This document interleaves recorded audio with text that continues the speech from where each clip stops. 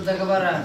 Тот микрорайон, в районе 400 домов, они заключили договора с Гагаускопом, но Гагаускоп прекратил подавать воду. За последний, начиная с субботы месяца, субботы, сегодня это уже 5-й день, да, значит, мы подаем воду, не имея договора, ничего. Мы заключили с этими людьми договор на подачу технической воды. Сегодня состояние этих скважин неудовлетворительное. Обе скважины протекают, гнилые, нет манометров, переливают эти башни. Там щит управления 2 дня назад выбил щит ночью, остановились обе скважины. Сегодня надо заменить щит управления. Мы вчера сделали контрольный обход именно электрической части этих насосных оборудований. Оказалось, что сегодня счетчик электрический не госпроверенный, ее нужно госпроверить, это большие деньги. Сегодня оказывается, чтобы заключить договор с Юнифиноза, это тоже большие деньги. Общая сложность только электрическая часть надо потратить 25 тысяч. Что касается ремонта всех этих скважин, значит, нужно, мы посчитали, но нужно в районе 110 тысяч. Мы установили, за последние 2 дня мы установили за свой счет пока, взяли в долг 2 водомера, установили водомеры, заключили договора, но люди сегодня не все хотят с нами заключать договора по той простой причине. Они объясняют тем, что у нас есть договора и вы нам не нужны. Буквально позавчера многие отказали нам, чтобы мы пломбировали их счетчики. Мы не хозяева, и вы никто, и не пускают нас на территорию. Ну, дворы не пускают.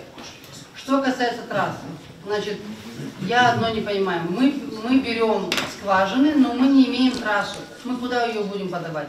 Эта трасса не Гагаускоповская, она ничья. Это люди в свое время, когда 20 лет назад строили дома, люди построили через огороды, через 3, через 4 улицы. Мы столкнулись с таким, что в каждом доме по 3 ввода.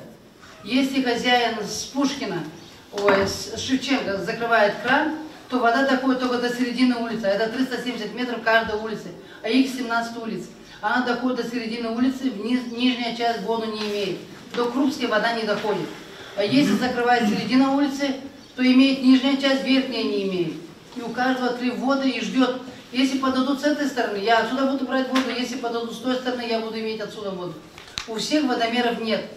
Когда-то люди имели водомеры, когда-то там был учет, но сегодня нет, там ни учета, ничего нет. Положение там очень тяжелое. Я даже не знаю, как ее брать в аренду и что там можно делать. И это большие деньги, чтобы остановить ее. Кроме этого, значит, 2 года назад предприятие выиграло тендер Министерства экологии на 1 700 000, чтобы построить там сети. Значит, нам выделили только 317 тысяч, экология выделила, и Примария рассчиталась, отдала всю свою контрибуцию 300 тысяч. Это 600 тысяч уже освоены там. Остался 1 миллион, 2-й этап. Значит, мы документы подали на 2-й этап. Когда приезжал министр экологии, он нам обещал. Буквально через 3 дня потом мы поехали с Сергеем Ильичем, были у него на приеме, он тоже обещал, что даст 1 миллион. Но в связи с тем, что нет бюджета Молдовы, не утвержден, и в связи с тем, что еще не работает казначейство, они еще не заседали.